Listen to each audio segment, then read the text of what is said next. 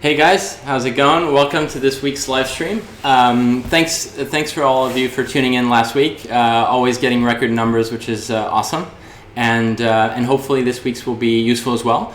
We're not so much going to focus on specific game case studies this week. This week's focus is on color contrast across all of your games. So hopefully this is a useful learning for all your prototypes. The idea is that color contrast is really the low-hanging fruit of game design. So by making very small tweaks to your prototypes, we think that you can actually reduce CPI significantly, and that's one of the key pillars of building prototypes. The first thing we look at, as you know, is your CPI and making sure that it's in the low range in order to publish. So with that said, we'll address all of your questions in the Q&A. Thanks very much for already populating those. We'll come to those a little bit later with Corentin in just a minute. And ahead of that, I just wanted to discuss briefly a presentation on color contrast, and we'll go through a couple of case studies to illustrate our points. Jean-Michel said. Great. So. For color contrast, we've noticed that some small tweaks, small easy fixes, can make your game much more YouTubeable, and this in turn, has a huge impact on CPI. So we've looked in particular at a couple of examples here. If we just go to the next slide, if you look at these games, so Fire Up on the left and Color Road on the right, they're really good examples of fairly simple games that have great color contrast. You can tell, what the avatar is from the background and from the chorus. You can also discern the obstacles super clearly, which ones are harmful, which ones are collectible, and these are examples of games where the color coding is very clear, very simple. The CPIs were low. And also the game experience within the game was clear and simple. If we move on to the next slide, you'll see this is obviously like a bad example of color contrast. The background and the foreground are the same color. They share a similar green. The avatar is hard to see. It's a small kind of white ball. The chorus, the obstacles, and the goal are unclear. I think it's obvious to all of you. We see very little games that have this poor quality contrast in them currently, and prototypes. The truth is, sometimes it's a more fine line between what is bad color contrast and what is good color contrast. If you look at a game like 10Q, obviously we're not close to this, but the color contrast is less flagrant than in some of our other games. And here's an example of where we were able to bring down CPI drastically with a very small change. So Rolly Vortex had traditionally, the first prototypes that we saw had a black background and a pink ball. And by simply making the adjustment of turning that background to a white and a light gray, and having more contrast with the ball, which was now very dark and a black ball, brought out both the obstacles and the avatar, and made for the CPI to basically be much more compelling and within publishing range. So this very simple tweak made a prototype that was tough to publish, a very easy decision in terms of publishing. Another example of this kind of tweak was in this game, where we tested a prototype that had poor color contrast. There's a lot of fog of war to the left, CPI of $1.50. It reminds me actually a little bit of Sky Rusher in a sense, though that's not this game. And by giving the user more clarity, so more visibility, but also making the collectibles and the obstacles clearer. Also, adding in a bit more texture to the sides by adding those stripes, a bit like in Rolly Vortex, you're able to increase the impression of speed, so the feeling of speed to the gamer, even though you're not increasing the difficulty, because the actual physics and speed of the game are the same. So color contrast can have multiple roles within a game, even beyond CPI. So yeah, going on to the next slide, this is an example of a prototype that we were able to reduce CPI once again by almost a factor of 3, simply by changing not really the color contrast, but the texture of the water and the contrast with the avatar. By giving water this kind of this more realistic texture, which is actually quite a small tweak, we were able to reduce the CPI drastically and to make the game much closer to our publishing thresholds. So once again, these are super easy changes to be made.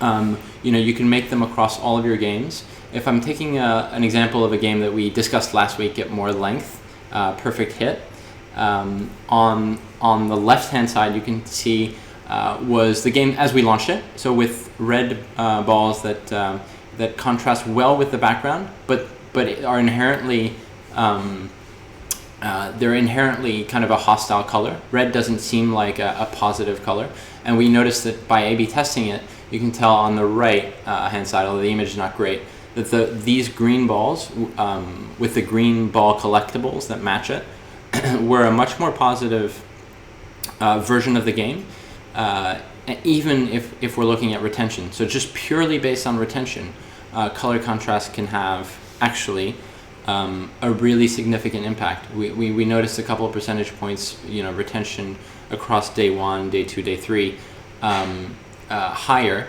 with green balls rather than red balls. So both on a CPI front, on a gameplay front, on a retention front, all of these things are small tweaks that can have a big impact. Finally, I'd just like to say there is a Loom video on CPI and how to reduce it, which goes into more detail across the board, not just color contrast, which you can see on the dashboard. And lastly, if you use this kind of useful tool that we noticed on, so it's color.adobe.com, you'll see that you can make small adjustments and it'll give you kind of color harmonies that work well together. And it's just one of those tools that are free and online that you can use to make sure that the colors in your game are compelling, that the contrast is good, and it just brings that extra clarity in the game that can be a big driver of success. So hopefully these few slides are useful to you. We didn't go in depth into specific case studies this week. We do want to do that in 2 weeks' time with you guys. We'll go into more detail around a couple of games that we've launched recently. You may have followed us in the top charts. We've been super active, which is awesome. And we're looking forward to discussing kind of the way we did last week on Perfect Hit, kind of the prototypes that we saw, what was changed in the game, and then publishing those. So please stay tuned. In the meantime, we're now going to pick up a few of your questions. Thanks a lot for submitting those. I think Corentin is gonna join us now. Guys, how's it going? Hey everyone, good to see you. Great presentation, thanks a lot. Glad you enjoyed it. So we're gonna field a few questions right now. So we have an interesting question in two parts from Apps Dev. Hey man. So the question is, in your video CPI how to reduce it, you have Roddy Vortex example where the contrast is enhanced, but also the color scheme is changed from light objects on dark background to dark onto light. And I think Alex, you kind of touched on that a little bit. So you had the example of Roddy Vortex, right? Yeah, clearly. So thanks for picking up on that, Apps Dev. As you saw, the CPI went from 30 cents to 20 cents with that change. And you're right. You're right. We did two things. We changed the contrast, but that was mainly driven by changing the colors. So just kind of inverting the colors. I think the contrast was the objective of that change more than the colors themselves. But sometimes you have to change one to change the other. And the second part of the question from Apps Dev is, does that mean that dark backgrounds tend to have worse CPIs, even with a high contrast? I think generally speaking, at the moment, having a complete pitch black background for your game is not going to work. I mean, that did work for older games 6 months back, so older than that. So Snake vs. Block, Fire Up all have black backgrounds, but today I think it's much more difficult for a game to have a low CPI in that context. It's not to say that it will never work, but it will be much harder. So it's something to have to test out and bear in mind. Cool. And we have another related question from I'm not even going to try. Sorry, man. I'm not going to try to pronounce your name, but Klozniak is your last name. So thanks a lot for submitting that. What about the complexity and the amount of different objects in the game, and I assume the video, and what's the impact on CPI? Once again, I think a really good thing, it's fine if your background to the game is fairly complex, but what we tend to see is if your background is more faded, as long as you're bringing out the avatar, the gameplay is clear, the obstacles or the rewards are clear. Don't make sure that your background is not interfering with the game. So it's not really the complexity as much as what is the contrast, and is it faded enough to bring the foreground. Yeah. So we've got a question from Volkan Kutlubai. Hey man. Hi Voodoo. In some of your games, I see a cross promo that links to a game that is not yours, but another developer. Is that a different kind of deal you make with developers, or is it how the process is? So good on you for spotting that. That's correct. So it's something we're testing at the moment. So those games are games that are not under our account on the iTunes Connect account, and that's intentional. So we're trying out a different format for those types of games that we can't publish under our own name.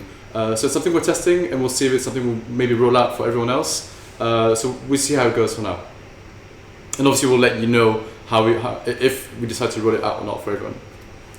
Cool. We have a really interesting question from Notorious Frog. Hey man.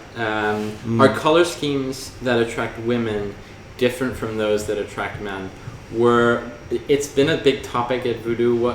How do you get that balance of women and men into games by adjusting things like color? There's no real secret recipe as we see it yet. We have noticed that games that have a lot of different colors in them and have actually the title, I think color, the name color in the title, those games tend to perform better with women than games that are maybe more stale and that don't have literally the word color in the title. Having said that, we've worked a lot across games to make colors brighter, to make a lot of adjustments, and at the end of the day, we actually think that the gameplay is possibly a larger driver than the aesthetics of the game when it comes to women and men balance.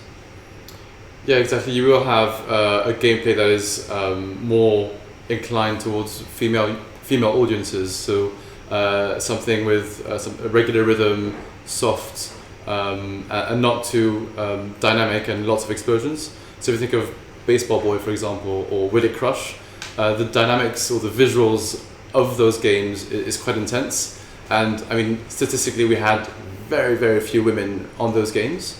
So it's less interesting for us, and also for the game in itself, in order to scale.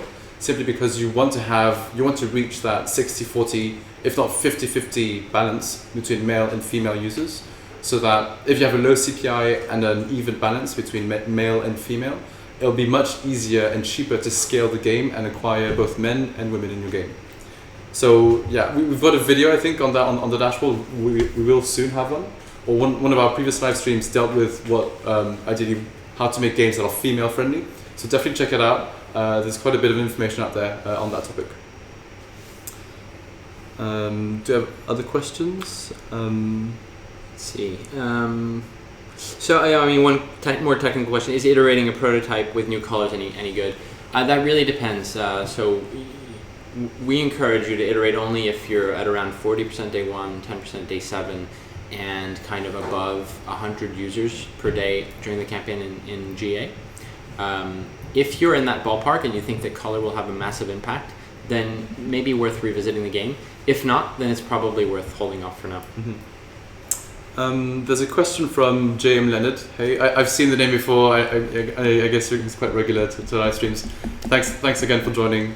So your question is, to clarify, are you saying color aesthetics appeal more to women and mechanics more to men?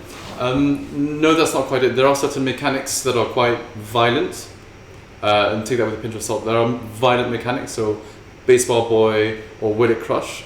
Those will appeal to more of a male audience, whereas other types of mechanics that are softer with a bit more rhythm, a bit more balance, like 10Q or Splashy, even Hold.io or Helix Jump, those are quite soft compared to those other game mechanics.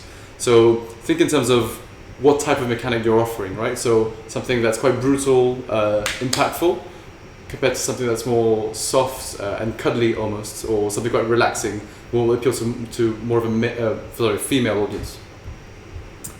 Cool. I just want to pick up on Samiv's comment to Notorious Frog about how to make a game with more men in it. This is a very rare problem to have, so congratulations, first of all, Notorious Frog. And to Samiv's interesting remark, you said, make the game more System 2. I won't comment on what you're implying about female game players, but it's interesting that you bring up System 2, because we've actually been thinking about this recently.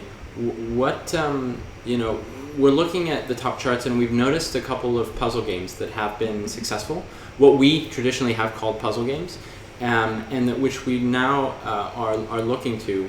Games like Love Balls or Happy Glass, these games that actually are not really System 2, that we traditionally would classify potentially as System 2.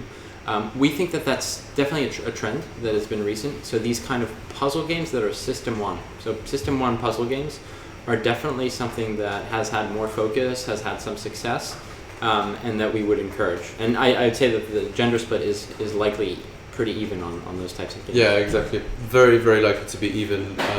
And just to really emphasize on that, so games like Happy Glass and Love Balls, I think those are really good examples of games puzzle games that sort of start off as System 2.